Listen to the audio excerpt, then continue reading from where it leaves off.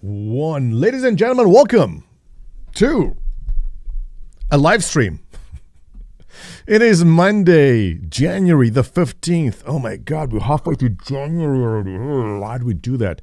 It is freezing outside. I don't know where you are, but on the West Coast up here in fine British Columbia, it is negative 5 degrees Celsius. All kinds of weather records being broken. It's far up the stream. Get this morning started. Obviously had a bit of a break from live streaming because you guys are just terrible. I can't stand being around you.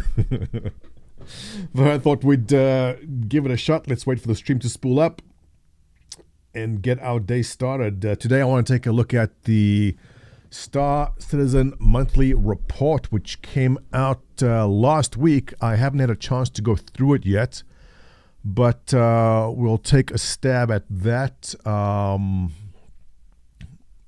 get some Reddit feedback on that, and we'll just go from there and see what is going on. Also, there are a fair number of new users on my Discord I got to say hello to.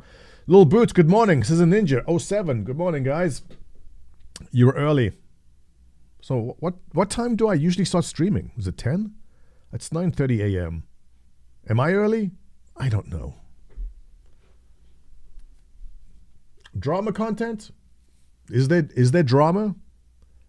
I've been kind of detached. You know, you gotta take little breaks every now and then. I've kind of been a little removed from Star Citizen and its drama for a little bit.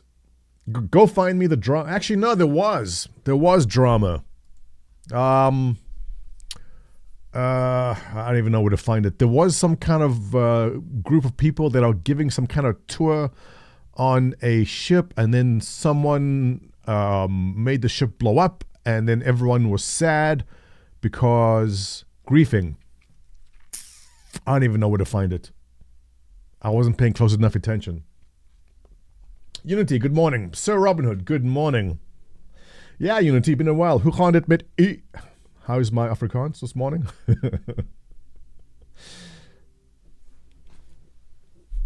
I don't know where you're going to find this on Reddit. There was a group, was it an org that wanted to give a tour of the Stanton system in an 890 jump. My hand, why is one hand cold and one hand hot? Is it because my one hand is on the mouse? I don't know.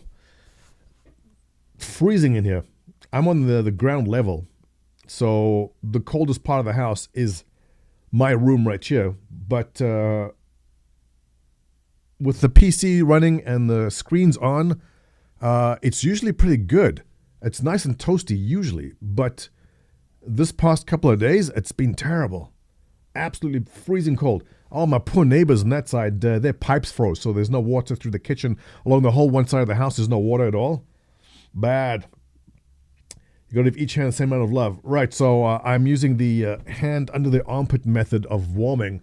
I think after streaming for about 5-10 minutes, things will warm up because the heat coming off the PC will work. My office is also cold compared to Vertice, what's up? Vertice is here to talk politics, though. How about that Vivek, man? Vivek, he's really cool. I'm voting Vivek for sure. Yeah, so I've got a, is it a pet? Can I lift this up?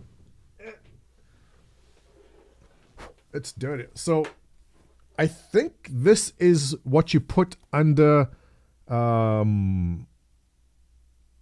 like a pet warming pad. Is it? I don't even remember where I got this from. But anyway, I got my feet on it. This thing is good, man. You turn it on, it's heated. So this is hot. It's pretty hot. And my feet are on this. So if you keep your feet warm and toasty, it keeps the rest of your legs warm, right? So my feet are parked on that very nicely. Oh yeah, this is good stuff. I don't remember ever having to use this. I bought it once because I thought it would be useful, and this is the first time I got to use it. Can you sit in it? Well, yeah, I mean, you're going to get toasty balls for sure. But I think it's meant for outdoor pet kennels. If your dog lives outside, and you want to put a heating pad for your dog for the winter. That's what I think it is. Or it just could be for actual human use. I don't know. I don't remember. But what I do know is my feet on it right now, and it's nice and toasty. So I'm glad I finally got to use it. But this weather's been insane.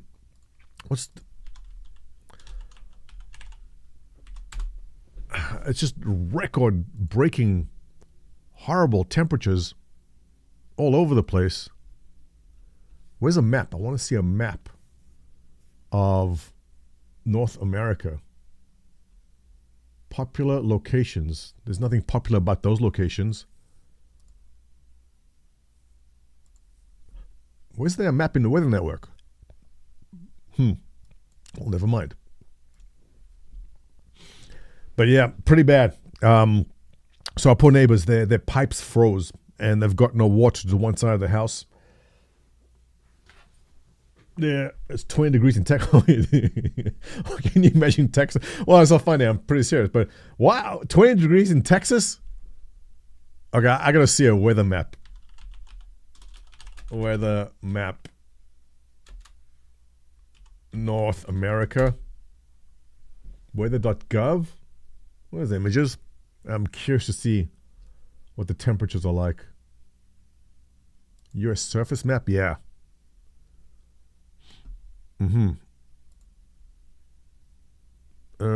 Temperatures. Here we go. It's warmer. It's warmer where I am than it is in Texas. No ways. That's amazing. That's pretty good. California and Florida not freezing. Yeah. I mean, yeah, check. Oh, yeah. So, I mean, my family lives over here. They got 70 degrees. They are suffering. I'm pretty sure my dad's probably going to the pool. He's going to FaceTime me and go, I'm at the pool. What are you doing? But that's insane. Check this out. 36 in my area here. And it's 28 in Dallas. How? Oklahoma, yes. Kansas City, 4. -1, -6. International fall. I don't know what that is. Wow, man. That's so bad. Hope you guys in Texas are all right. There's going to be a lot of frozen pipe damage, right? I can't imagine it's going to be good. Cool, South Houston. 0 in the UK, Chippy. Oh, okay, so that's not so bad. I mean, aren't your winters usually around that temperature?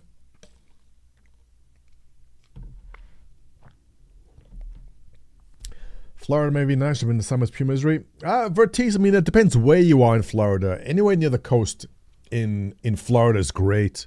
It's once you go inland, the humidity is miserable. But I mean, if you live there, you're used to it. But if you're coming from out of Florida, then yeah, it can be pretty miserable. But otherwise, I mean, anywhere within the coast or walking distance within the beach, you're good. Because you get this nice cool breeze coming off the ocean, right?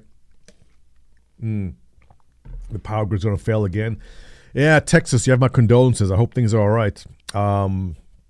Lots of reports of frozen pipes in apartment buildings in my area, especially the older buildings, which aren't... Well, here's the thing, all right? West Coast, where I am up here, it's not built to take this kind of cold weather. It's not meant for extremes. Like, there's the houses here, I'm in a new construction. This is new. There's no built-in air conditioning because it's supposed to be mild enough that you don't need it. But the past couple of summers have been terrible. I mean, you cannot live without air conditioning. And now with the winters also, we seem to be getting more extremes in weather. The winters we're getting, well, look, it's just a week, right? Once this week is done, we're good, we're in the clear.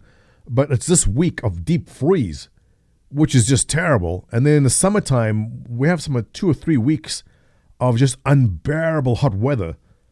So there's definitely going to need some changes to the building codes. If this is the new norm, I don't see how new construction can be built without air conditioning or some form of catering to air conditioning being built in. Yeah, it's interesting. I mean, San Francisco, no AC, October sucks in the summer. Right. So, I mean, I just moved to this area just 3 years ago. I came from North Carolina. So North Carolina is it's humid. It's hot. You cannot survive a North Carolina summer without air conditioning. All the houses are built with air conditioning. And when we came here and we started looking for properties, we were kind of surprised, if not shocked, that there were no built-in air conditioners. Like you can like put the stuff up on a wall or get those rolling ones you move to a window, but we didn't see one place, not one new construction with air conditioning built in. It's insane. And the way the summers are right now, I don't see how people survive without it. 15 in Oklahoma City. Stay warm there, Access. That's bad. Check Belal, France. Belal, France weather. Cyclone hits France. What? Reunion Island? What am I looking at?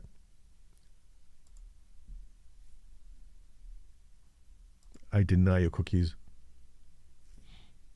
Is it unusual to get?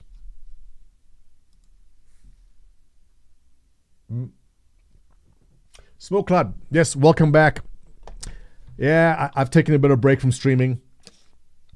I just had enough of you guys. Yes.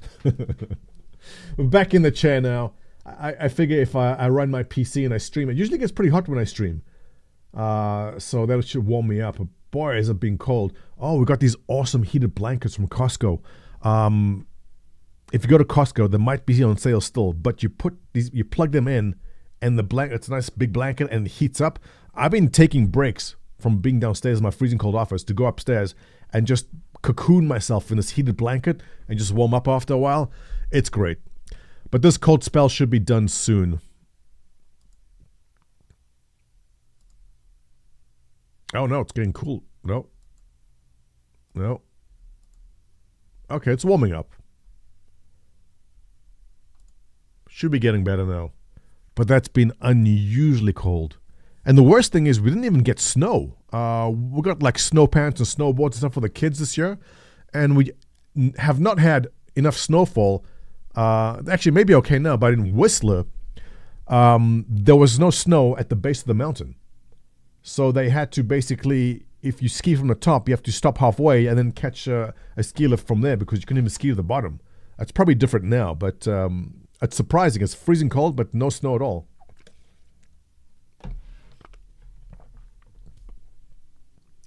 Reunion is an island in the Indian Ocean. Yeah, because I doubt that we'd be seeing cyclones in France. Makes sense, doesn't it? Well, ladies and gents, back in the seat. Star Citizen Monthly came out. I have not taken a look at that yet. I want to take a peek at that. If anyone has read through this and has some tips or some summaries for me, we can do that. Also, I want to welcome everyone who's just joined Test Squadron over the last month. Ladies and gents, welcome to Test Squadron. Great to have you. I usually do a video called State of the Squadron where I give you guys a brief rundown of what happens, how things work. I guess maybe I'll do that tomorrow or maybe later today once I'm done this stream. So we'll do that. But if you are new, welcome to Test. Good to have you. In fact, let me just double check my Discord because we've been fixing things up around there. Thank you very much to August and Nax and Chrome and everyone else who's been cleaning up the Discord and setting up some new little features. Like there should be a thread, a channel called Montoya Content, which should give, and it did. All right, excellent. It gives out an alert when I go live. So that is cool. If you're new in our Discord and you don't know how things work, feel free to ask. If you're looking, okay, let me just say this out so you guys understand, because I see this a lot. A lot of you joining the Discord and you go into chat and go, hey guys, I need people in my Hammerhead. Please come help me. Nobody knows who you are. All right. Unfortunately, how things work is you do have to get yourself recognized and established. The amount of times we see someone join Test, they're brand new, they just arrived, they go, hey, I'm new, I just joined Test, I need 5 people to come man my Hammerhead. It doesn't work that way. There aren't people sitting around waiting for you to tell them what to do. You do have to make yourself kind of recognized in the community. So go in there, say hello, hang out.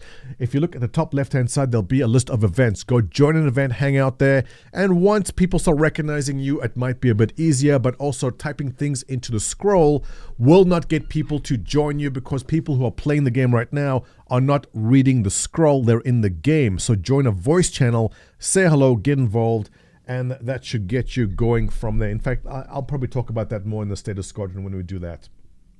Kay says, good morning. Is it cold over that side? Yeah, you missed the weather report. We were just checking out the temperatures. 10-day forecast. But today. But overall, I was just admiring the fact that it's warmer here compared to Texas. Poor Texas. Oh, their weather grids, their power grid's going to go down for sure. Jackass, how you doing? Good morning. So any problematic weather for anyone else? Frozen pipes, frozen roads? Hope not. Thank goodness we've got our snow tire. Actually, we got lazy. We left our snow tires on the car over the whole summer. And so when it started getting chilly now again, we're like, good, our snow tires are already on. Saved us the hassle. That's worth it. Just keep your snow tires on the whole year, right? It snowed in Nova Scotia. You mean finally snowed? Does it not usually snow? Yeah, it's been well, I can't complain too much, right? Because it's just 1 week, for us anyway. Once this cold spell is done, like winter's basically over, we're going to February. There might be one more cold spell, but it's done from there. So, now that we've discussed the weather and how to not go into Discord and demand people come crew your ship, should we do the monthly report? I don't know if I feel like reading through this. Do you guys have a summary for me? This is a lot. Did someone make a video about this we could watch instead?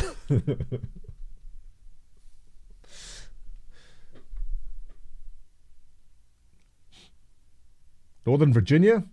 Is that it? Oh, Nova. I'm thinking Nova Scotia. I was looking, we couldn't get any more snow this year in Utah. They got like 15 inches. Everything is frozen here, -6. The PSU, power supply unit fan started playing up and the Wi-Fi is... Oh, great. KSS, everything's working perfectly as it's meant to be, right? When one thing goes wrong, how'd you know it was the power? What was the PSU fan doing? Sort of rattling? It seems that of all the components to break on PCs, the PSU is the one component that seems to break the most. My wife's PC had it last, and my daughter's PC had that next. It's always the power supply. I don't know if it's just a problem of buying cheap power supplies, but they seem to be the noisiest and most breaking component. Ninja Girl is back. Welcome back. How cold is it outside? -3.4. Mm. Toilet guy yet. Good. Actually, it probably was -4, but I didn't. I got some snow pants. Success. Yeah. All right. Yeah. Change out the power supply unit before anything else breaks. It's always the PSU. All right. That's a nice picture there. I like the Soylent.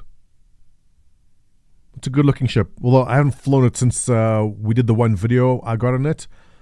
And apparently the elevator is killing people now in it. Star says across the globe, Boston is in World Tour. Oh, where's this? Thank you very much, Dublin and Milan. This is Dublin? I always like looking at what the Star Citizen backers look like. Like, am I an old backer? But it seems like I am about the right age as everyone else. Everyone is just fucking old in this game. That's funny. Who is this? Is this the logo for Atlas? I think it's Atlas. Is it? Trying to see if I recognize anyone, but I can't say I do. Are there any ladies playing this game at all? It was just a big sausage fest. I think it's mostly a sausage fest, but still good showing for Dublin. I'm assuming this is Dublin. Everyone has a standard beard growing. Here's the bald guy. Good, represent. One of us, man. One of us. Ramoyne, what's up?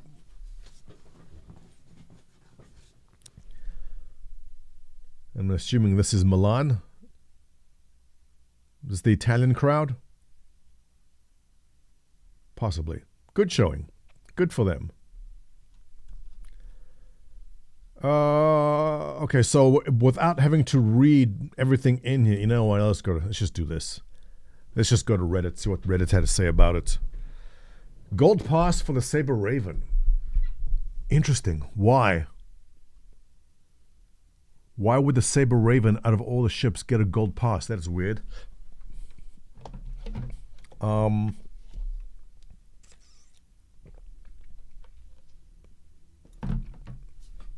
Did any of you go through the PU monthly report? Or everyone's waiting for me to do it. I don't know why. You know, I say I have the best chat. They're very smart. But they don't provide me with anything. You wait for me to feed you. So that is strange. That the Saber Raven, of all ships, would get the gold pass. I'm assuming maybe there just wasn't that much to do for it because it's not a very widely used ship. In fact, I can't remember. I have one from the Optane drive they gave us, but I can't recall the ship needing too much work to begin with. So maybe that's why. I mean, I'll probably log in a bit and go check out what they changed on it. Intel Green for new promo. Oh, interesting. Maybe.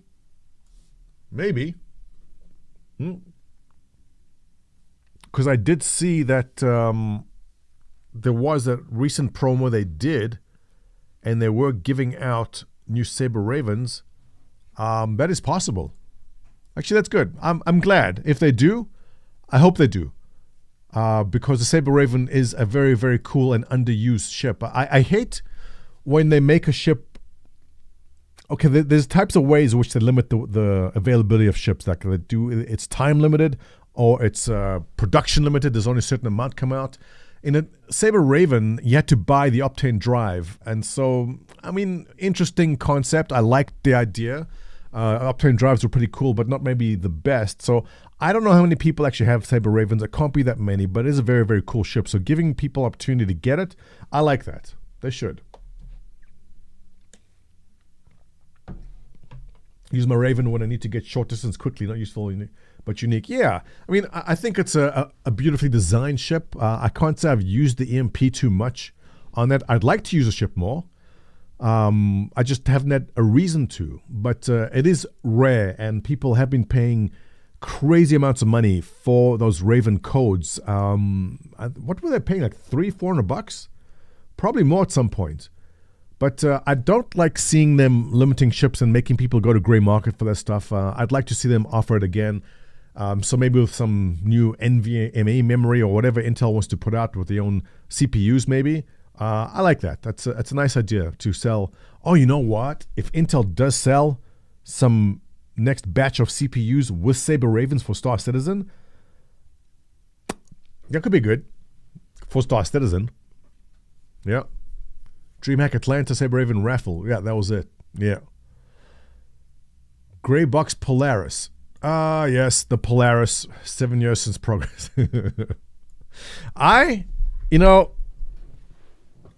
Okay, so we have a Polaris test as an org put in for the Polaris.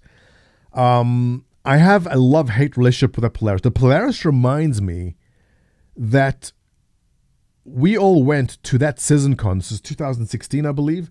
And we went there, and I went there in particular, thinking this is it. This is going to be the announcement for Squadron 42. It was the whole answer the call nonsense. Remember that? We're going to answer the call. We went in there expecting a Squadron 42 announcement.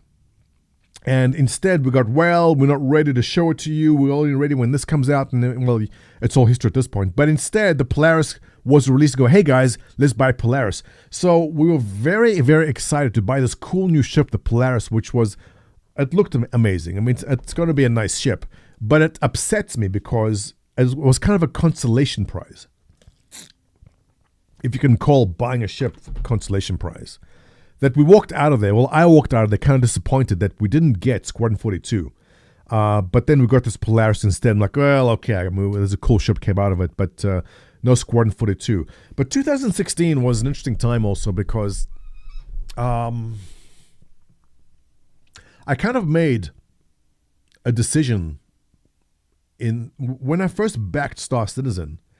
It was essentially, I'm willing to put in, 2-3 years to this game. Let's give it a shot, see where it goes. So that was 2014. And 2016 was kind of my, let's see where this goes kind of thing. And I was on the fence then. I was on the fence. Like, should I continue basically, trying to build this org, building a community, or should I just like piss off and go do other stuff and come back when this game is ready?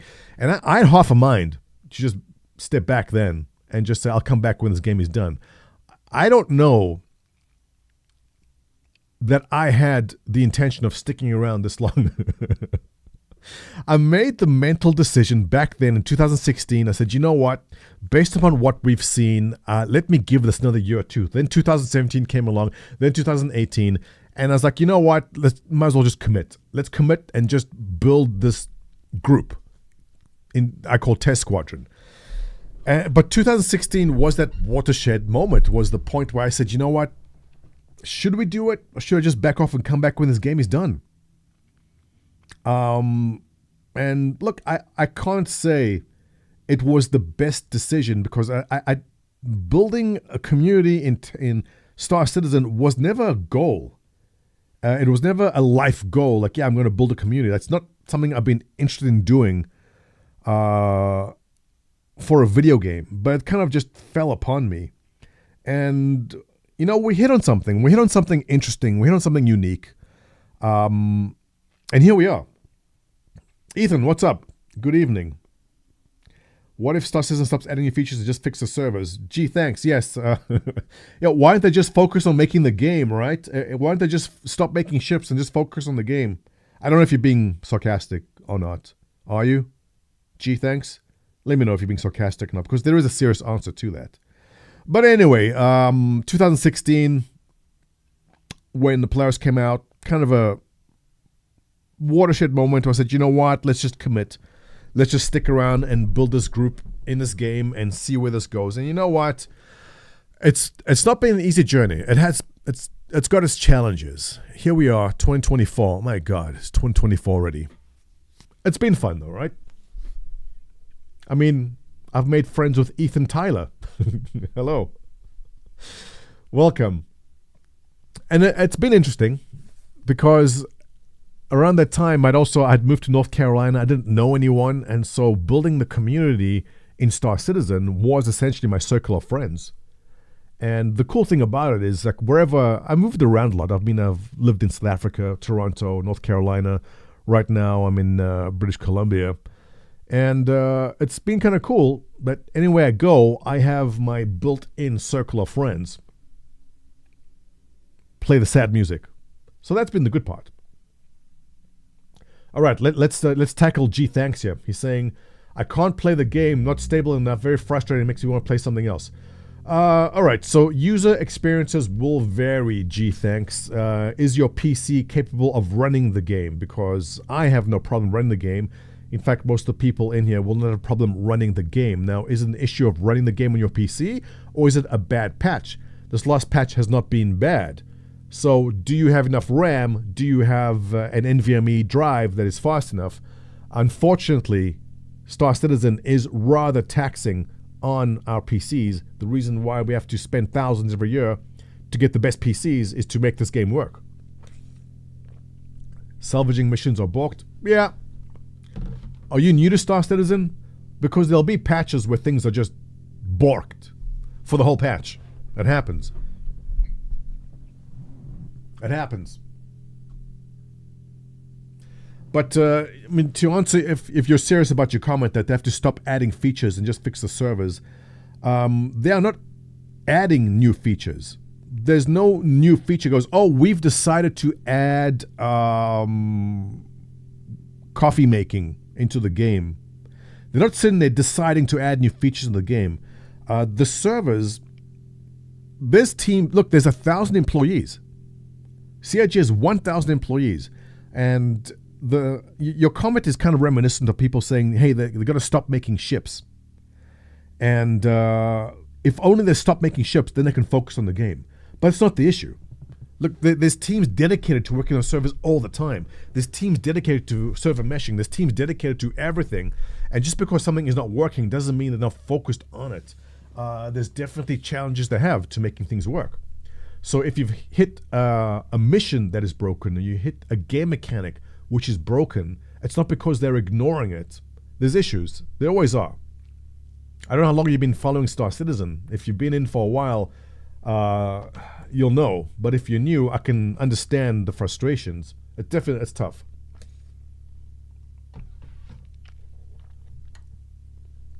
Who hosts Star Citizen servers? Amazon. It's not Amazon's problem.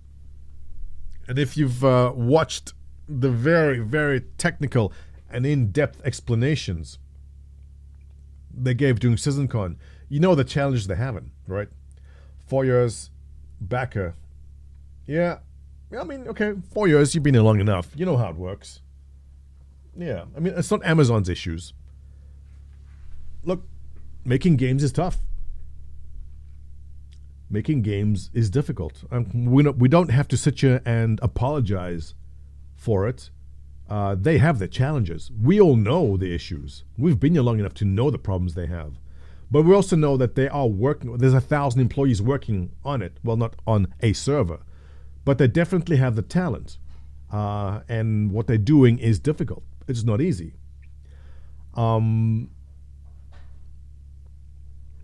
Just look at what's come out recently. Here's where I stand on this topic. All right. First of all, you don't have to apologize for Star Citizen. They definitely have their issues. But my angle is this, that I cannot think of any game that's come out recently that's captured my attention. I thought Starfield would be it. When Starfield came out, I'm like, yeah, I can't wait. Skyrim in space, this is going to be it. And look at all the issues. Not the issues, but look at the game format, just the style of gameplay that Starfield came up with. I mean, the loading screens, everything. That is what a modern game turned out to be, right? And after playing Starfield, it's like, I wish I would have liked it more. I wanted to like it. I mean, I do enjoy it. And when the Starfield DLC comes out, I'll enjoy that too. I'll like it. But we always come back to Star Citizen. We always do. Even in its broken state right now, we come back to it. So I mean, I'm trying to get through Red Dead Redemption. I'm still fairly early in the game. I think I'm about 6% through. I play for about an hour. And then, you know what I do? Back to Star Citizen. It's just, I don't know. A Star Citizen just has what plants crave. It has electrolytes for gamers. People have come and gone at CIG up left behind sufficient documentation. Yeah, look, see, I don't think CIG has a problem with its employees. The top talent are there. The top talent are still working on it. It's the Germany office which is working on all that side of things, and it's coming along. It is, but just, hey, a lot of patience, right? And optimizations. Yeah.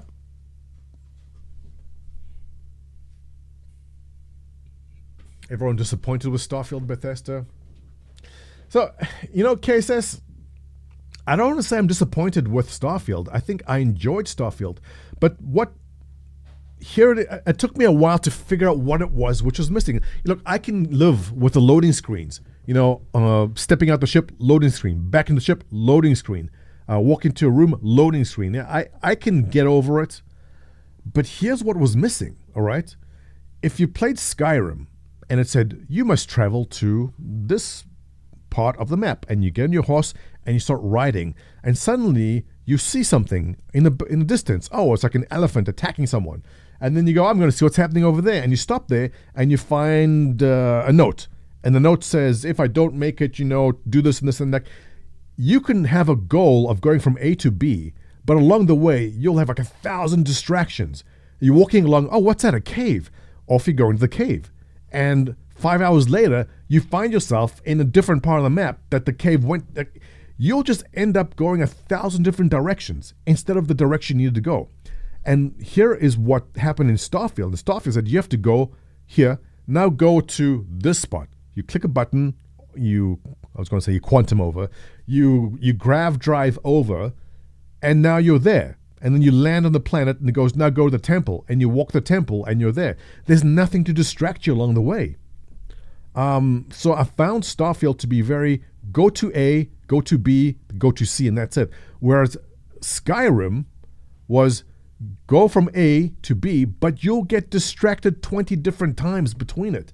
And that's what was missing in Starfield. Like the first time I land on a planet, it goes, now go find the temple. Oh, cool, I'm going to find the temple. And I'm walking along, skipping along, and you get the temple, and then, you do the thing.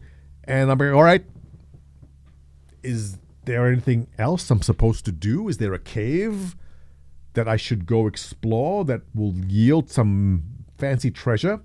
It doesn't. You went to the temple, fast travel back to your ship, and you're done. And I thought, but that's their game design. I always try to look at a game from the point of the game developer. I don't feel they own me money. No, I enjoyed Starfield. I just felt the direction they went with it was off. I don't feel what made Skyrim great was that sense of adventure, right? And they removed it from Starfield. Like, let me go explore this temple, and oh, you know what? There's a crack in the wall. Walk through that crack. You end up going through some. Just make something. Like make some exploration. There was no terrestrial exploration. There was nowhere to go, and also that every single time you land, from the time you land, you have to hop your way over the temple, and for what? There's nothing in between. There's nothing to explore. There's nothing to find. I don't know. But that's the game they wanted to make. So I was like, okay. I don't expect them to make every game the same. I just hope that Elder Scrolls 6 picks up the slack on that. Oh, what's that game from Hello World. I don't know, Hello Games. Light No Fire. Oh, okay. I've got high hopes for this.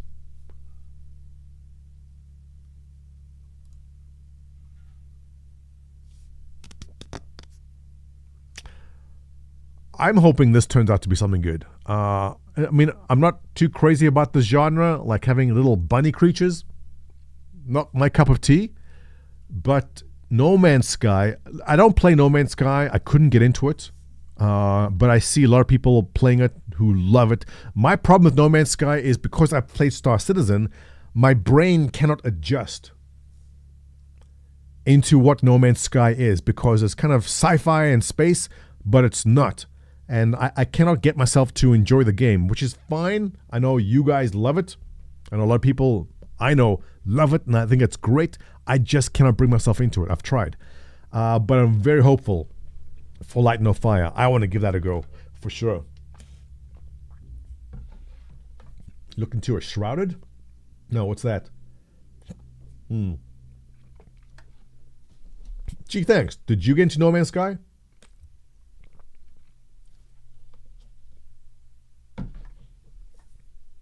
Don't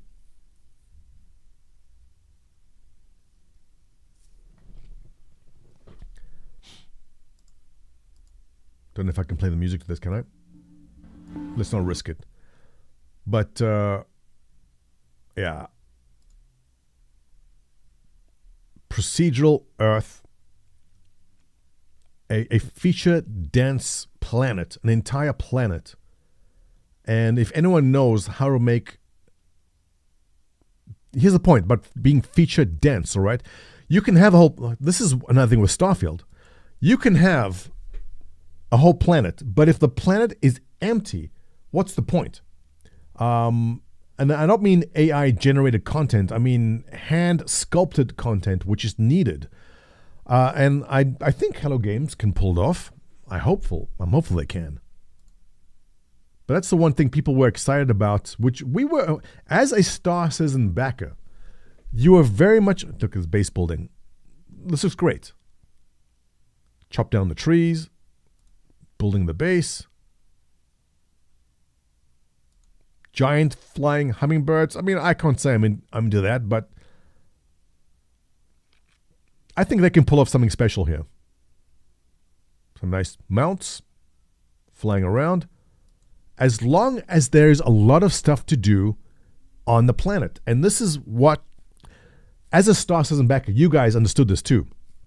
You can have 1 million square miles of planet, but if that 1 million square miles of planet is empty, what's the point? And so many people came into Starfield thinking, oh my God, there's so many planets, so many moons, it's going to be so exciting exploring. There's nothing to explore if it's empty. You can explore empty land all day, all night, but it's boring as hell.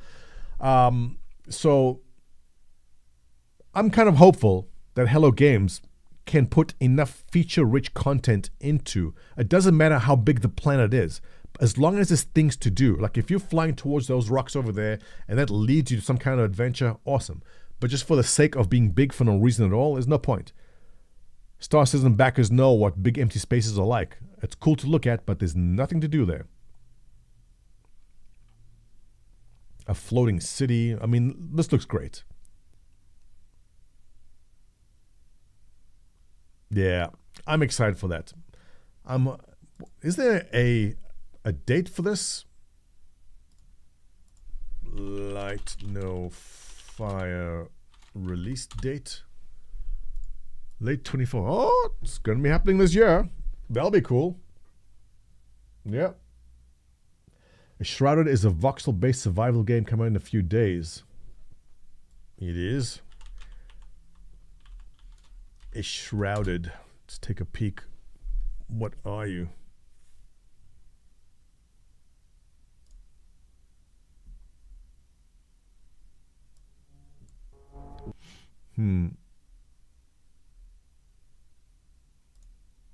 Are we talking like Rust on steroids? Collect wood. Gotta make some clothes. Construct a home. Okay. I'm a sucker for these survival games. I could do it. Smack wolves on the head. Yeah. Now, building a first basic shelter is the next. Build your shelter. You've got some clothes, and eventually you end up as a powerful warrior with some cool metal gold. See, okay, it's a nice skill trees. I like. You know what? Vertice? I'll give this a shot. I could use. Oh, you can fly like a squirrel. Cool. All right, this doesn't look too bad.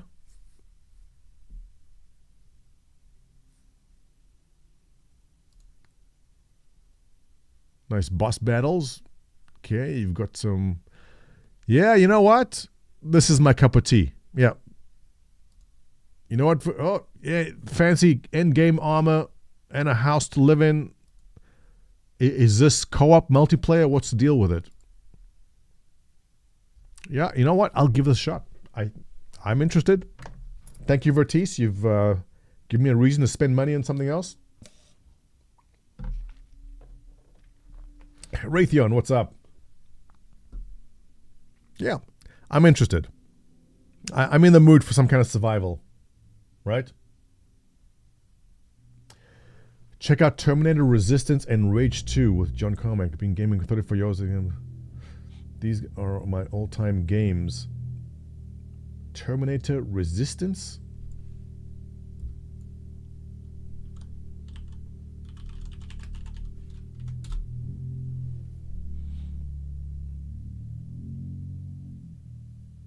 Is this a new game?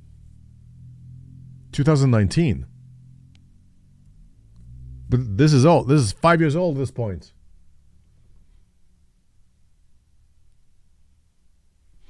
Unity's been gaming for 34 years. You're old, man. Yeah, I've seen this. I haven't played it though. Is this worth it?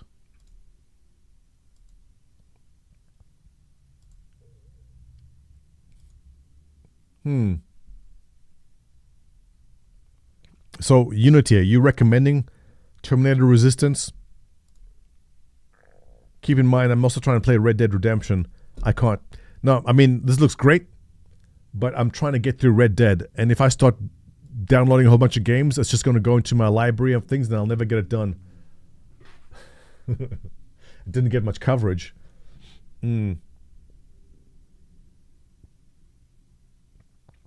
So, okay, when I'm done Red Dead Redemption, remind me. I'll have to give it a go. I've got, I think I've got the same problem a lot of you have where we just keep on adding games to our library. I bought something else recently. Oh, Far Cry 6. I got Far Cry 6 on sale. I'm a fan of the Far Cry series.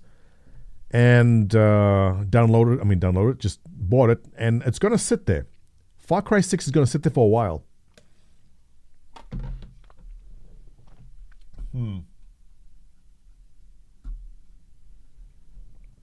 I'll get through it too. We're being derailed. You know what happens when we get derailed? Let's go. What's up, Nicole? We haven't done Nicole in a while. I know you guys have been missing. Here we go. Every male fitness influencer. Let's go. Hi guys, it's your typical male fitness influencer here giving you a try and haul of my clothing line, along with a subtle flash of my pork sword. What's ironic is I tell my girlfriend she can't post bikini pics online, but then I proceed to show off my body because growing up my dad wasn't showing me how to be a real man. So instead, I've taken the role of being a male fitness influencer and take steroids 24/7 to claim Natty to my audience so they also know what it's like to feel insecure. Lastly, I post quotes from Andrew Tate on my story every single day, and then I jerk my meat off to his videos before I sleep. See you next time. Hi guys, it's A bit of a departure from the usual content. But that's very true. A lot of the male fitness influencers are all juiced up and they go, no man, it's all natural. It's all natural. When you're done with red, look for gray zone warfare. Oh, hang on. My kid wanted me to buy a game. What did he ask for? Lethal Company. What the hell's Lethal Company?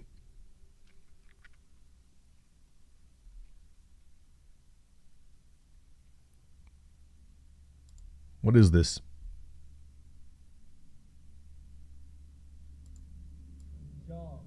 Job. Deadline 3 days. Ooh. Good dance, Let's Kevin. go. What am I looking at? Does anyone play this game? My 9-year-old wanted this, and I said, I don't know what that is. I'm starting to feel like I'm a boomer. When your kid asks you for a game and you don't know what the game is, am I not with it? This looks kind of like, what's it called? Co-op? Yeah. What's the game I'm thinking of? Oh, with the little guys with no arms. Oh. How am I forgetting this? It's a co-op horror game? Definitely more than it was like it was right around the corner. Is there a flashlight? Flashlight We don't- 15. That was going to happen.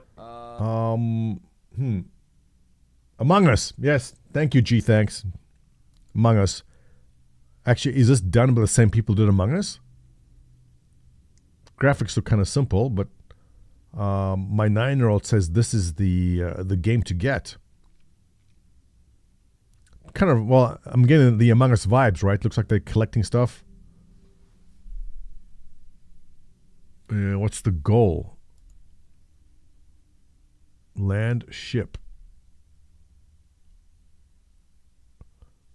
You're landing on planets? Okay. If you're getting like Among Us vibes from it, what is the point of Lethal Company? Players are tasked with collecting scrap, avoiding traps, environmental hazards, and monsters. Their contracted employees work for the company given 3-day period to meet the present profit quota. Oh. Oh, $10. All right. We can do that. Yeah. Any of you play this? Gee, thanks. You play this?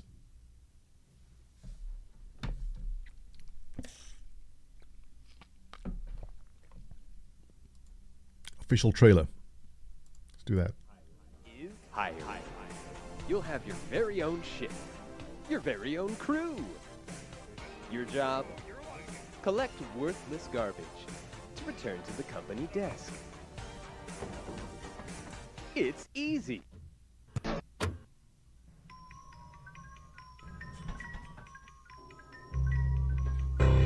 So where's the horror part? I'm guessing there's aliens.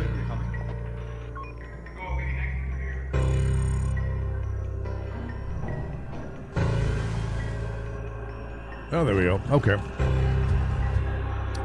No, this is too scary for me.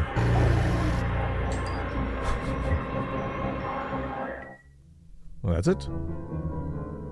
All right. Hey, for $10, could be worth a shot. Could be worth it. Fun is answering in the proximity chat. All right. Is it kid friendly? Maybe I'll give it a shot. Terminator Resistance 2K Max. Unity. He's still trying to sell us on Terminator Resistance. Do we have to play it, Unity? So are we not going to be friends if I don't play it? Is that what's going to happen?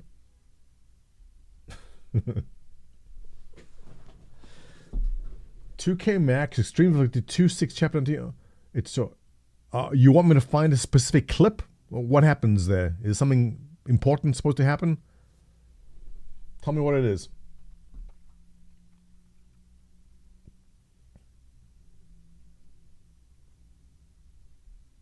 No, short, not safe for work stuff. You're gonna make me look for it, aren't you? It's a jump scare. All right. Let's take a look.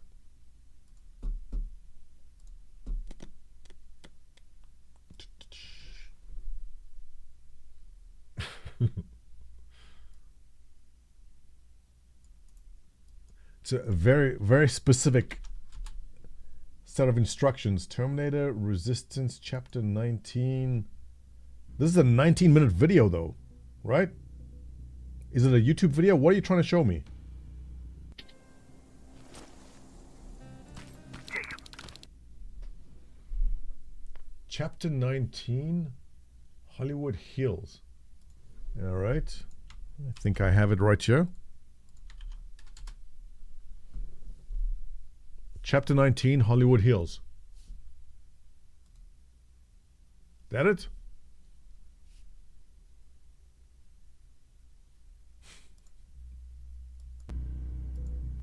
Okay, I've got 19 minutes of video. What am I looking for? You've seen them. You know how incredibly lifelike they are. Do you have a time index for me? This better be good. The amount of time this is taking to find.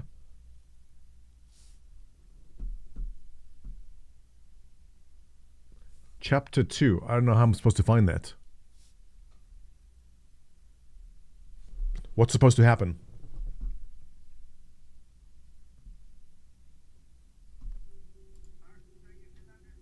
So you should understand my concerns. Head up that hill. If you want me to help you, you have to take a test for me. Test? Yes, to determine whether you're a Terminator or not. Be careful. Oh, they're actually trying to fight you? Very clever way to make Standard me dev, think probably that you're same not temperature one as of you. them. Unfortunately for you, I'm not that easily fooled. You gotta tell me what I'm looking for here. Is there something special supposed to happen?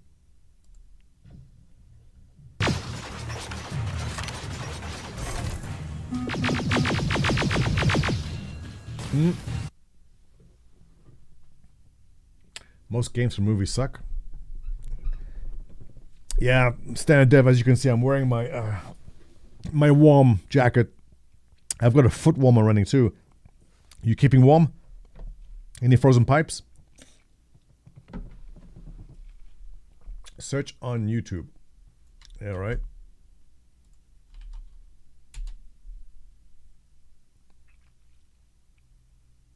It's short. 51 views. Okay, there's multiple, so which one of these do you want me to watch? That one's 20 minutes long. That's 24 minutes long. That's 19 minutes long. Wood stove? What? How? Where in the boonies are you they have a wood stove?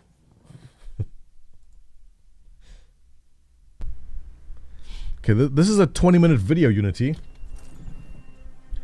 Wormy, what's up? How you doing? Okay, so I'm sorry, chat, but Unity insists that we watch a 20-minute video now. Okay. What am I looking at? Watch the combat. That doesn't help me. Where's the combat? There's lots of combat. Give me a time index. What's the time index at?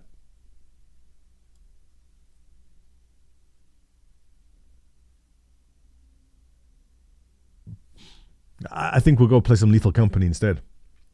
Lethal Company looks good.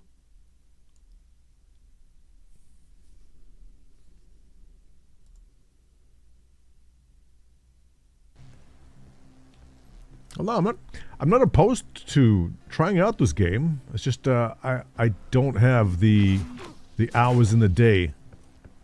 I mean, I got to get through Red Dead, then I've got to get through Far Cry 6.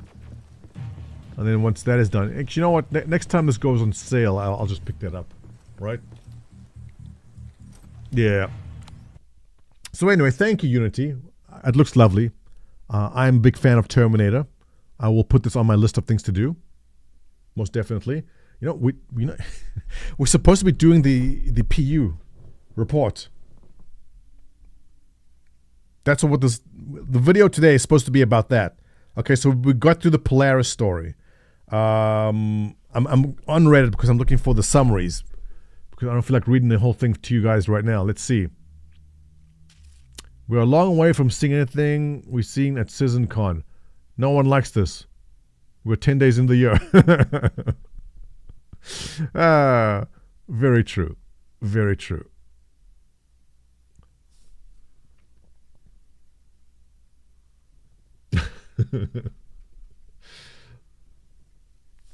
Now look, the Star Citizen subreddit is it's a wealth of information.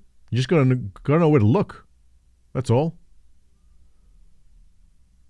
We got new hair already. Yes, we do. But there's a lot more new hair. Did I see the new salvage tool in EPTU? Yes, it does look pretty awesome. I liked the idea that you're off exploring somewhere and you take damage and you've got that tool to fix the damage. I mean, it's very reminiscent of the scene from Guardians of the Galaxy where they crash land and you see Rocket go out and he's repairing the ship with his nano repair thing. That's exactly what that is. In fact, I think that's the inspiration for it, exactly. So I haven't tried myself personally yet, but I did read that it does fix all the torque imbalance messages you get from your thrusters. So when thrusters do get hit and you get hit with a torque imbalance, that stuff does actually fix it, which is cool. So you don't even find yourself a station to repair at. So, mm-hmm.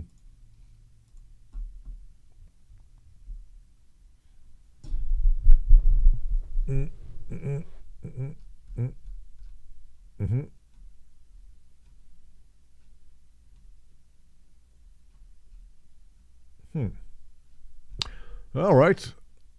I don't think there's actually anything too new or interesting in here, is there? You can fix components. Oh, that's right.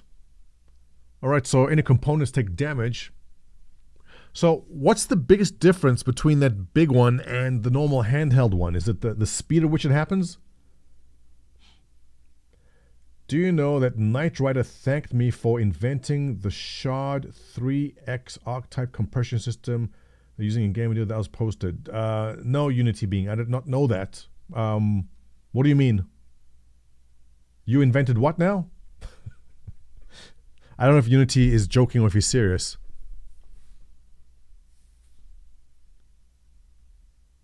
A dev of Starfield that his father invented an A1 encoder commented on it.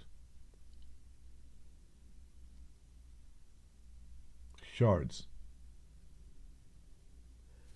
A dev of Starfield that his father invented the A1 encoder commented on what? Is this a separate thought? Knight Rider thanked you. I'm sorry, you lost me in the Unity. Knight Rider thanked you, but then a dev of Starfield's father encoded what? Okay, I haven't had coffee. I need to have more coffee before I read up on that. Yeah.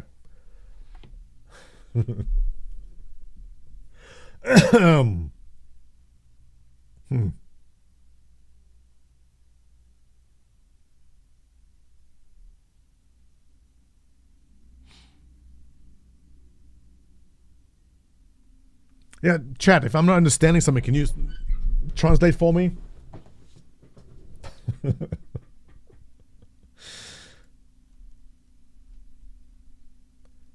For boys, they're closing and finalizing the first iteration, allow designers to place fish.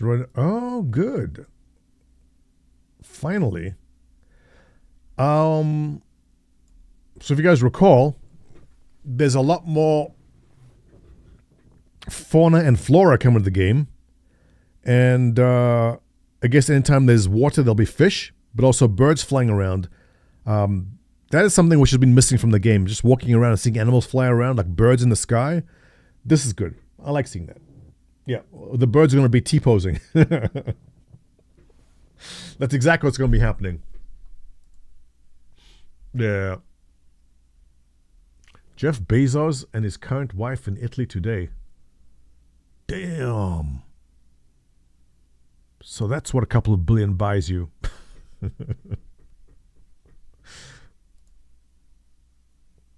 Good for him, man. Good for him. Although, why is she naked? I mean, I can't imagine that keeps her warm. Good for her also. I mean, she nailed... Are they married? Yeah.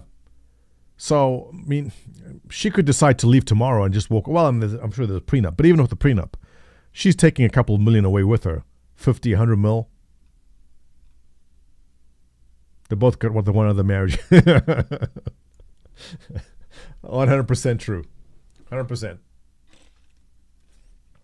He's getting what he wants, and she's definitely getting what... Look, he's a nice guy. I don't see a problem there. I don't know how we end up here. Oh, we're still... Okay. I guess we're done on this, right? What else is happening in Star Citizen? Let's wrap up some Star Citizen stuff. Star Citizen Alpha 3.2, Rex to Riches. Anything new happening here? The Suntalk EI. Hey, did anyone here buy the Suntalk EI? I know several people on my Discord are big fans.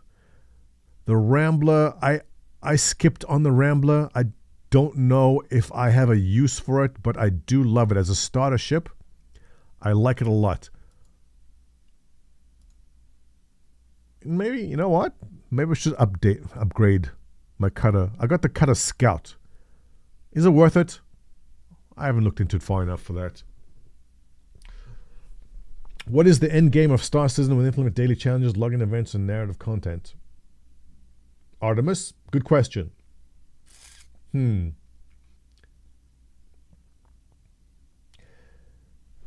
I can see endgame of Star Citizen being pretty much the same as endgame in EVE. It's basically the ongoing grind to gain territory for a large group, or in terms of individuals, We know there's going to be skills which you can improve, like they showed us like the stealth skill, the takedown skills. There's going to be different skills, like sniper, I'm assuming, mining maybe. So improving your character, like maxing out your character with those skills, maxing out reputations, essentially just just living your life in the game, I guess. The end game of Eve's having the biggest spreadsheet, possibly, yeah. But I mean, is that also in Star Citizen just collecting the most money? There was an Idris walkthrough video released. Oh yeah. You know what? I did not look at that yet. Where was that Idris walkthrough?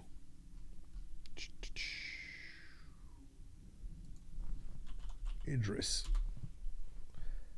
Interior walkthrough 4 days ago.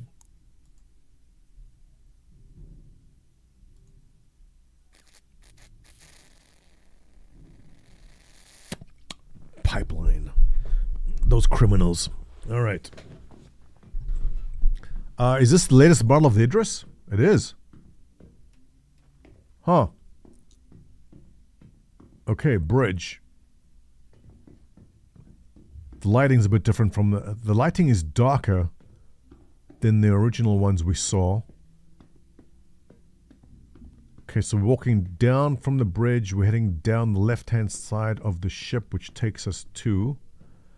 Is this the latest model of the Idris?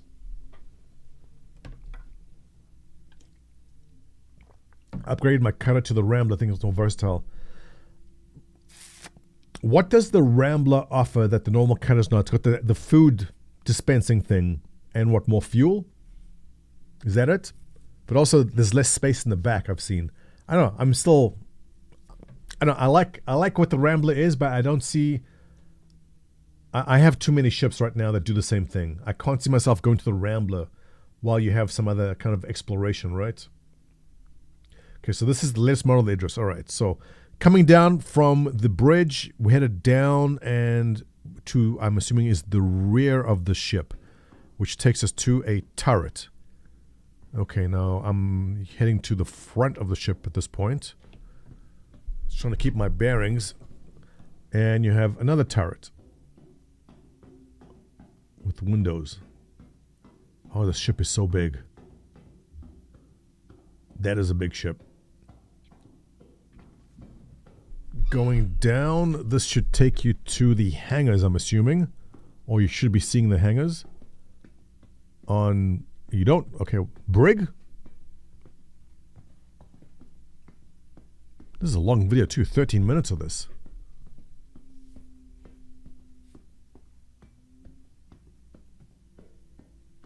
No idea what that is. Some kind of control. Oh wait, that's the control room for the hangars?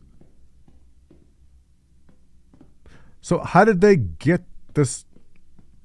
I'm assuming the Idris must be in the game files at this point, right? Idris interior looks like an entire battlefield map. Well, that was the goal. That this goes to engineering. We've seen this before. The big ships are essentially floating FPS levels. The Starfarer, the reason why the Starfarer interior is so wonky is they want people to, have FPS battles on the Starfarer. So when these ships, well, I don't know about the Idris, but early on, like Starfarer, the model was specifically built that way to have lots of corners and places to choke points and different areas in there to make it specifically difficult for people to take, or rather to fight over, I guess. At this point, I'm lost. I don't know where we are in the Idris. But the fact that they've managed to pull these files means the complete Idris is now in the game. I guess a couple of things still missing. I don't know what that is. Cargo area? I missed it.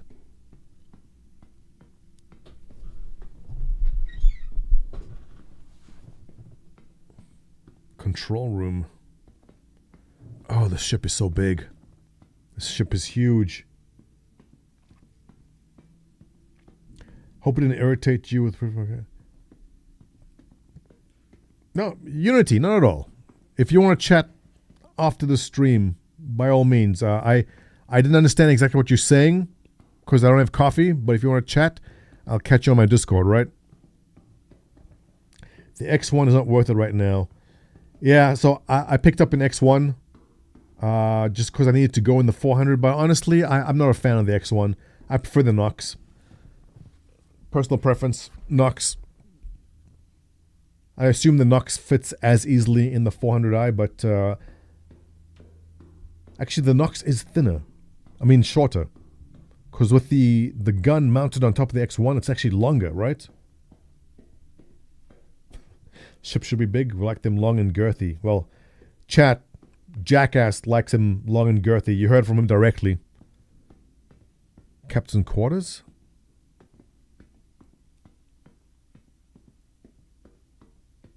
I'm so lost. I don't... Okay, go into Captain Quarters. XO. Oh, that's cool. XO and Captain have their own quarters.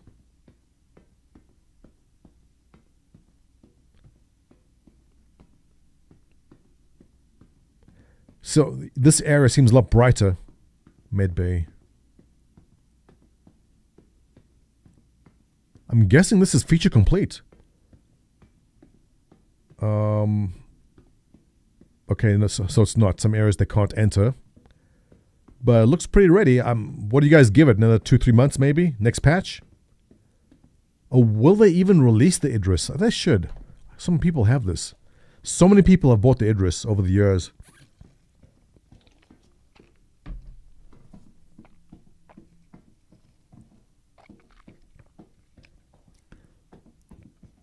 Play hide and seek on the Idris. Yeah, absolutely.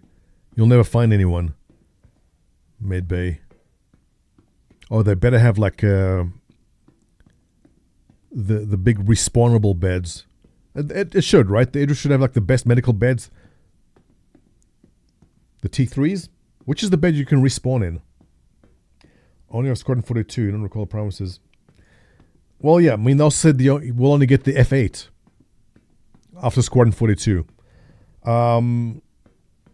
Look, I'm not going to put this past them, but if CIG wants to make an extra couple of 50 million, all they're going to do is release the Idris and put up for sale again.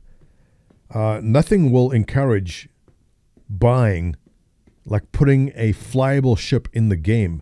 Just look at what they did with the F8. What they made like 12, I forget what it was, 15 million on the F8 sales. The Endeavor should have the best bed. I agree, Standard Dev. The floating hospital should have the... What is the... T1 is the bed you can respawn in? It's a T1, right? So... No, look, the Idris should have the T1 bed also. The Apollo... No. But the Idris as a floating base of operations and the Endeavor, which is a floating hospital, definitely yes. You should be able to respawn on an Idris. I don't see why not. All cap ships should have the best bit. Right. So, Javelin, Idris, well, Javelin Idris, basically. Any kind of large ship which is used as the base of operations should allow you to respawn on it. Currently they have T2 spawns to change to T1. Which one's Ethan? What is a two? Which one has a T2 spawn? The F8 was released because of hacking. No. Okay, so you could always take over an F8 from an NPC. And people are flying the F8s around already. But the reason they released the F8 was... First of all, it's a fighter ship. Everyone wants it. But also, they can make $15 million by selling it. And so, I know some people are pissed off that the F8 was released for sale. But I like the fact that they put it for sale. I like the fact that they gave other people the opportunity. Oh, this is the armory where you get to... That is cool. Your shooting range. Man, like... I can't... This makes me so excited for the Idris now. This is your floating base. It's your home base. Everything you need on it. Everything. Except friends. Those don't come standard. You have to crew this thing. What do you think will be minimum crew? This is going to need at least like 5 to 10 5 to 7 minimum, right? It's so big. I'm gonna get so lost in this. Escape pods. Engine room.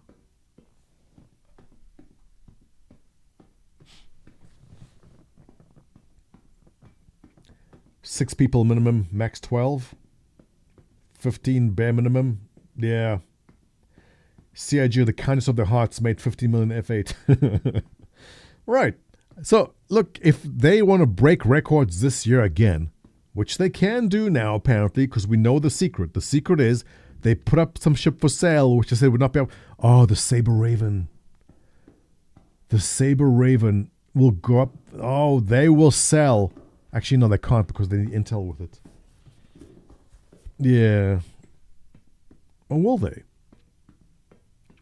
If they want to make 10 million in a month, they just put the Saber Raven up for sale. Everyone will buy one.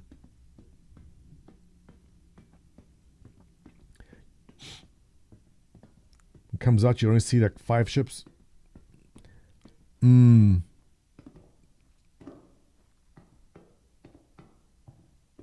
here's the hangars. This ship is it's huge. 3 Gladii inside. What's a plural of gladius? Gladiuses? It's gladii, right? Like fungi.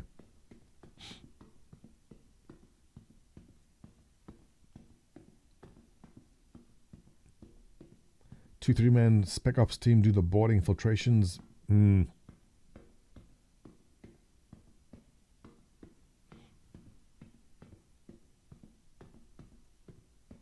That hangar's huge. That's exciting. Yeah, you know what? If CIG wants to make 20 million in a month, Idris comes in the game. They go, surprise everyone. Idris is now available in the game, and it's up for sale. What's the latest price on the Idris? Was it 1,000? What's the base model Idris selling for now? Wasn't 1,000? It was 1,500, right?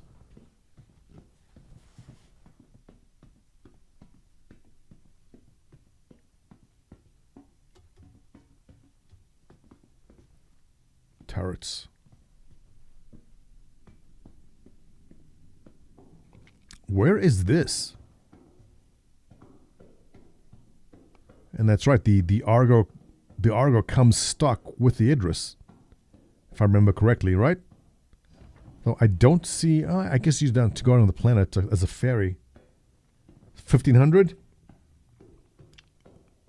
Yeah, that's pricey.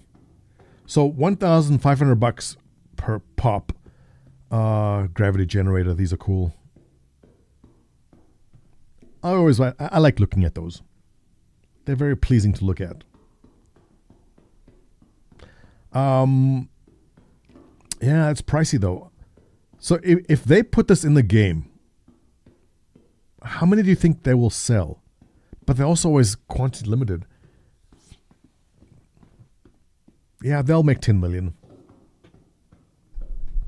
Idris M at 3K? No shit.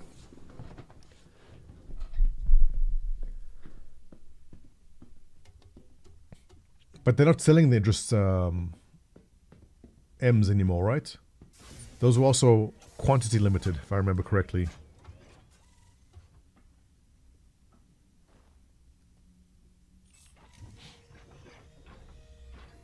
Oh, the sound.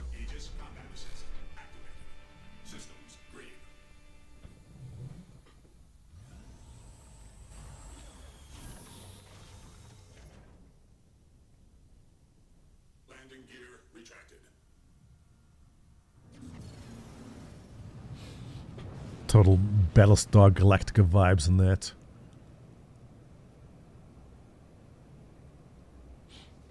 And exterior view. Oh, that's good. It's a big boy. You know what? Bring it into the game. The model's done. It's obviously in the game already.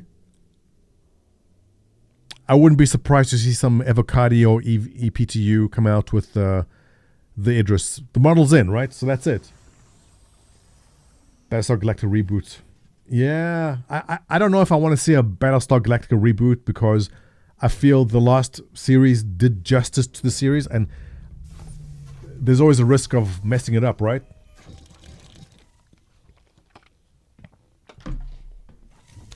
Coffee and bacon sandwich? The hell, Chippy? The hell? All right. Well, I'm glad I saw that. I'm excited for the Idris now. Very exciting stuff. Idris isn't much larger. Some ships in dimensions feels more internal. Yeah.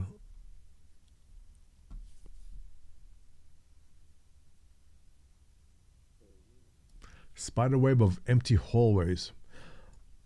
I wonder if you're supposed to have NPCs, right? Will there be just, when you, as a player, if you pull out your Idris, do you have to hire a bunch of NPCs like a janitor or people to walk around your NPC? Or will the Idris come with people already walking around and doing things? Or do you have to hire every single person? Like, we know in Squadron 42, there's a guy like swabbing the decks, right? Like, will there be some general NPCs in your ships that just walk around just to make it look busy? Or will every single person in your ship need to be hired to be there? The ending of the reboot made sense. Was an Easter egg. Yeah. I just remember that the ending of Battlestar Galactica had a lot of people scratching their heads, and also there was a bit of weirdness towards the ending. You have to pay real monies, yes. I don't know.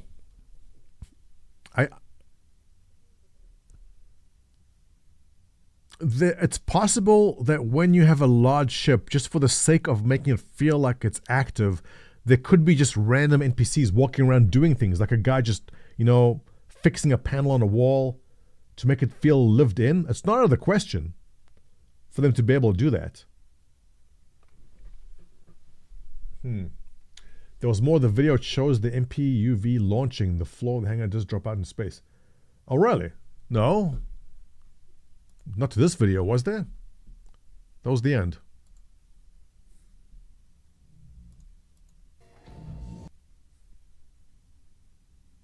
Did I miss it? No, that's the end of this one. But it's right, there is the bottom hangar, you're correct. Alright. I got lost just watching it. Me too.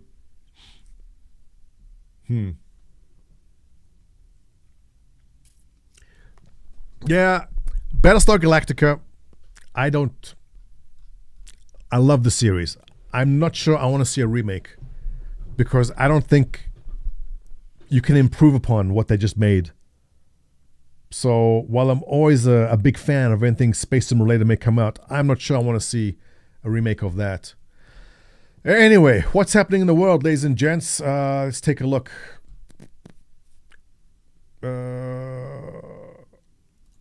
Ew. What's happening with you, Bitcoin? Making your moves. All right, we're off the lows. Oh. I know every time I talk about crypto, someone goes, oh my God, he's talking about crypto, I'm leaving.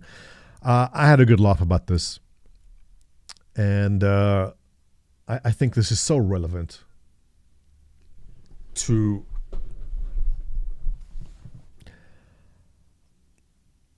BlackRock, who manages $1 trillion.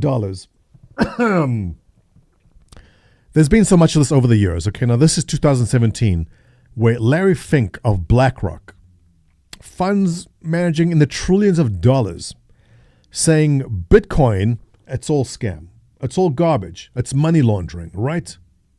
Don't touch your stuff. It's terrible.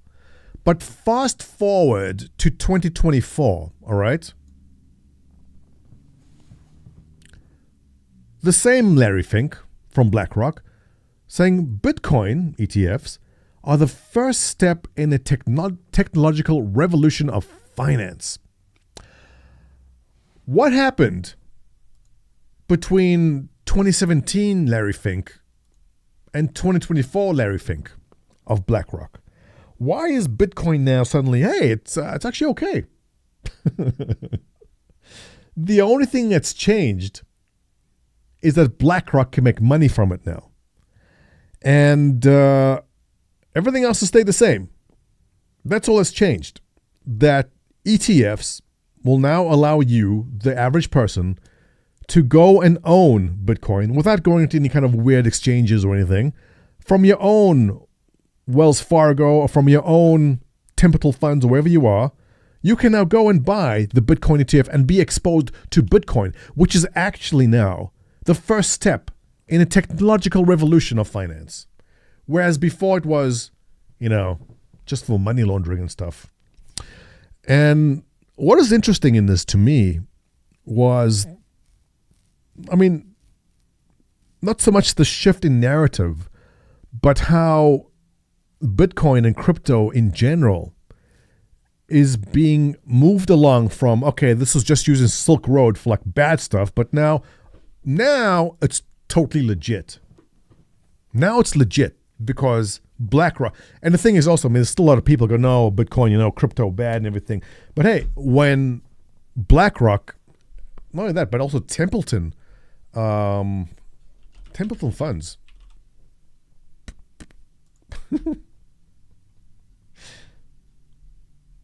So I don't know if you guys know the meme, but all the Bitcoin guys on Twitter, they'll put laser eyes on their memes, on their profile pictures. Franklin Templeton of Templeton Funds that manages $1.5 trillion, all right, also went for an ETF. And so you've got these powerhouses in the financial industry coming out and now saying, hey, Bitcoin is now an ETF. Come invest with us. What a shift. What a big shift from it's all money laundering and illegal stuff to, hey, it's all good now.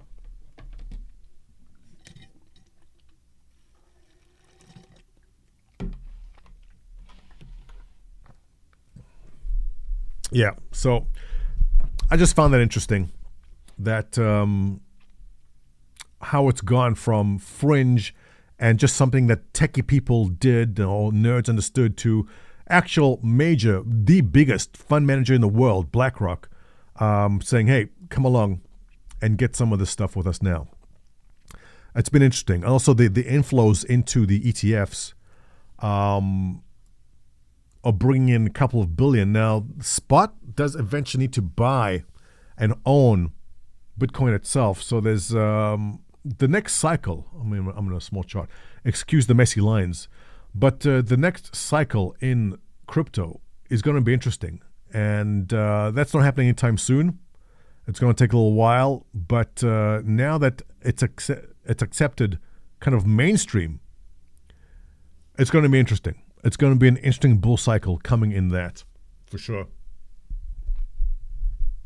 Like anything in business or politics, it's bad till money can be made. Absolutely.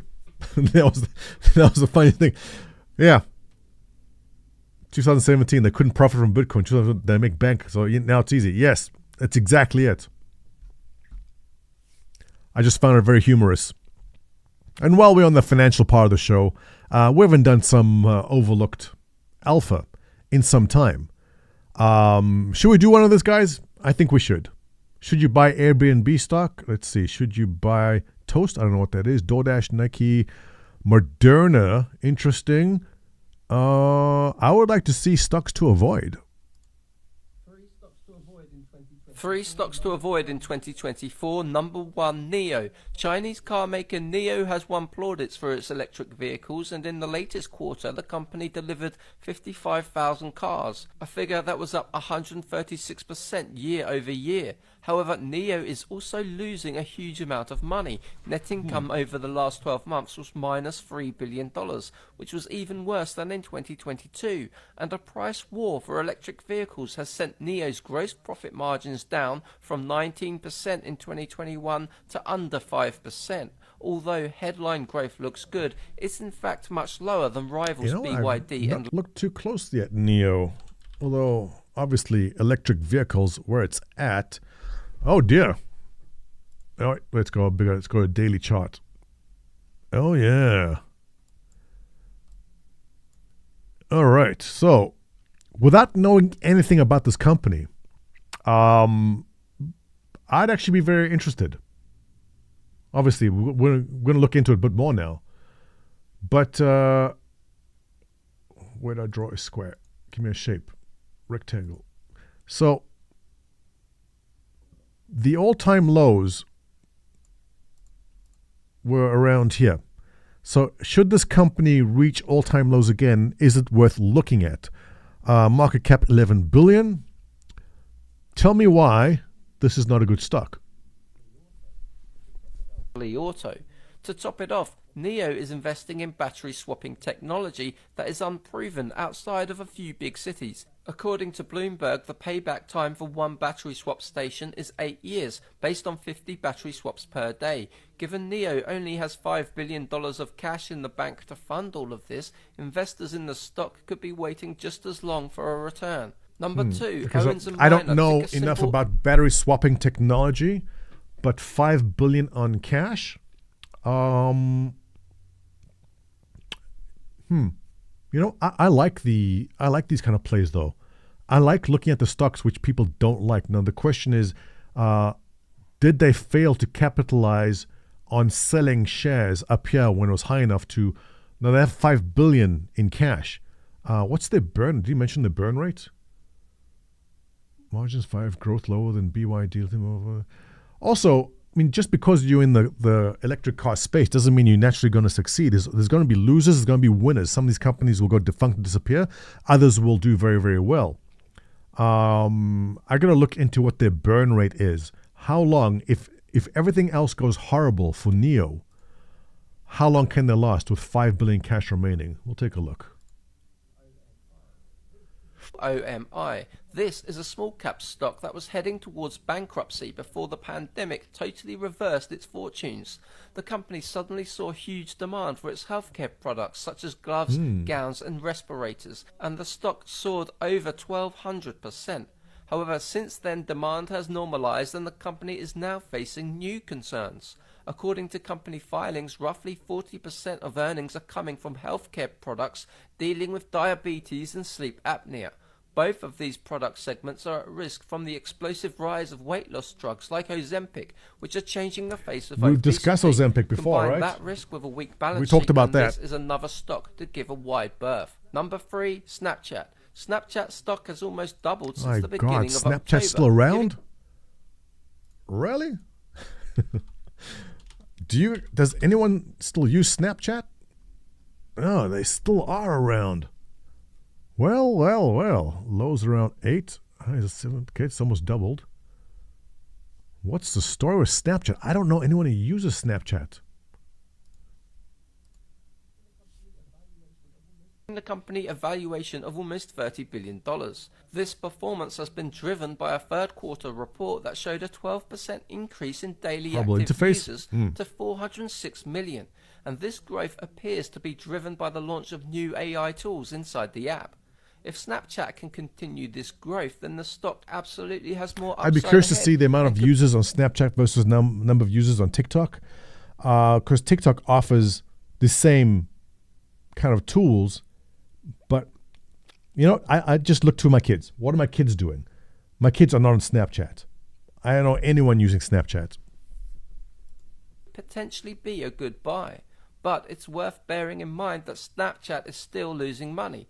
Net income over the last 12 months is negative $1.36 billion, and Snapchat spends an obscene amount of money on stock-based compensation, around $1.4 billion. That's over 30% of revenue and more than half of gross profit. So if the story around Snapchat changes, the stock could quickly give up its gains. So those are 3 stocks to be careful with. Absolutely. Maybe it's even the shorting. How many people are actually using Snapchat?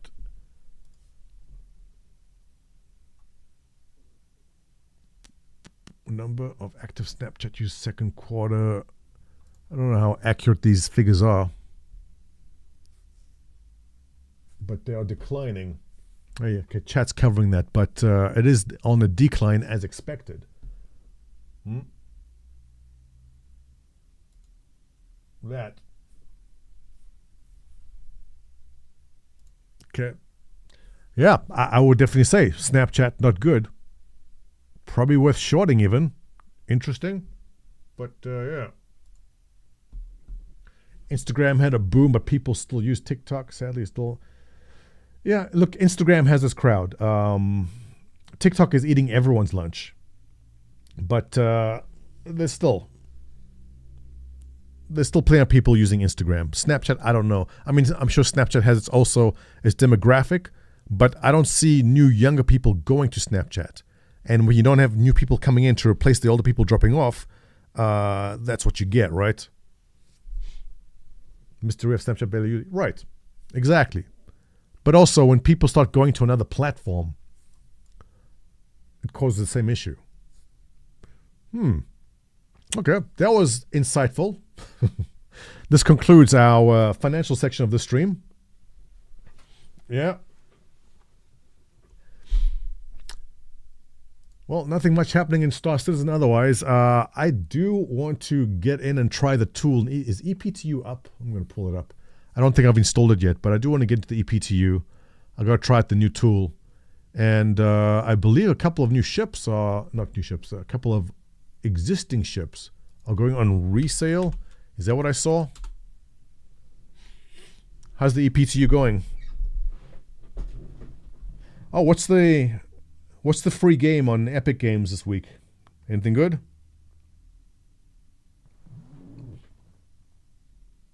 Ships for January 18th.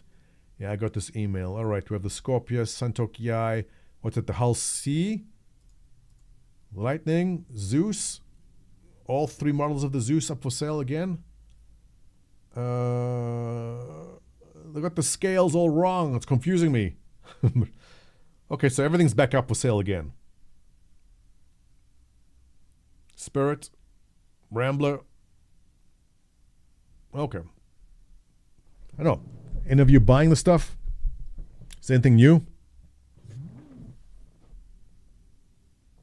EP2 server FPS, 21, average 11. All right, so server's running good.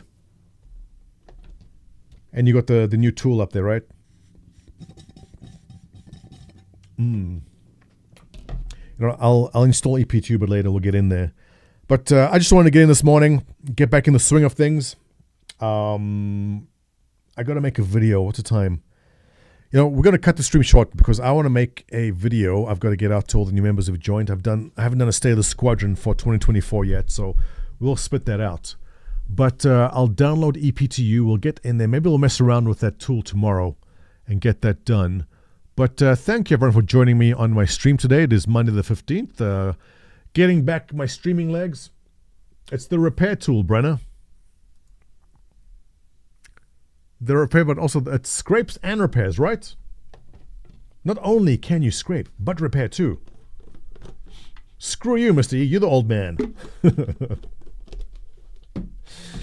But thanks for joining me, guys. I'm going to go and get a video done here. Tomorrow morning, same place, same time. Maybe we'll jump into EPTU, try the tool out, repair some thrusters and components, right? It's glitchy. We'll check it out tomorrow. But we'll get that done. But otherwise, if you are new, welcome to Star Citizen. If you are new in my Discord, welcome. If you have any questions, feel free to ask in there. Everyone's always very helpful. Tomorrow, let's do it 9:30 a.m. We'll try the same thing, and we'll get in there with EPTU. So thanks for joining me, guys. Appreciate it. As always, I will now hand you over to some busty lady on Twitch.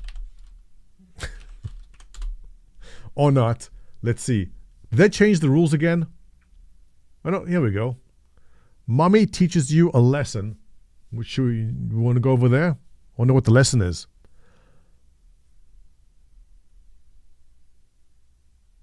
And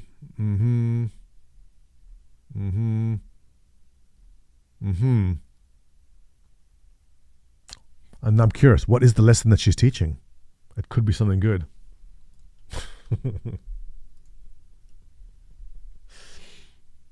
No, Mr. E, I'm married. My flirting days are long done. Not needed. No, my wife flirts with them now. All right, let's toss a host. Let's see. Loken plays. Kemi. Kemi's a sweetheart. HC Vertigo. Let's see who's got. Let's see who's new. No. So many faces coming in.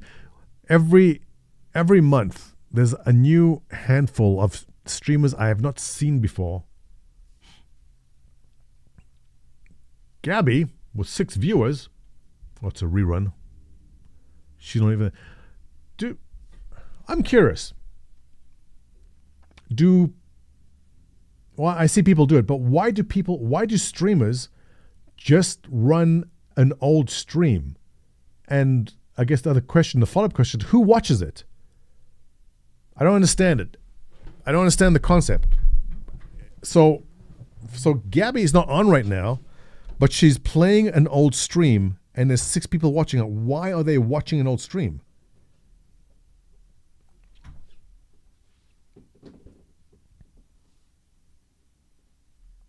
I don't know. I don't see why you sit and watch a rerun of an old stream. Because you missed it the first time around when it was live. But it's so... Oh, Ninja Girl's here. No, but it's just... You can always replay it from their page. Yeah. But they stream the whole thing. What do you mean? What I mean? Well, I mean that the person is not there right now. Yeah. I'm talking to Ninja Girl, by the way. It's not me talking to myself. Yeah. Stream. Right, but you can go into the page and watch it anytime you want anyway. Right. But instead of streaming live, she's just playing an old stream. Oh. It's live. It's a live old Yeah, stream. you have to say hello to chat now. Hi. I can't hear them though. No, there's no sound from that there's side. No sound. No. Oh, it's just chat. Okay. I don't want to hear them. I do. But anyway, guys, I'm going to toss you over to, let's see. Shad Doc. I don't know him. Any recommendations? Detox? Yeah, we'll go. We'll toss over Detox. All right, send Detox my regards /raid to Detox. I'm going to go off and have an early lunch also. There we go. I'll see you guys tomorrow morning, same place, same time. Have yourself a lovely day. Keep warm. And those with frozen pipes, may your pipes unfreeze. I'll catch you later. Did I say frozen? Well, in South Africa, we say frozen. There's brain damage. Damage, brain damage. I'll catch you later, guys. Have a good day. See you tomorrow. And we're off. Have a good one.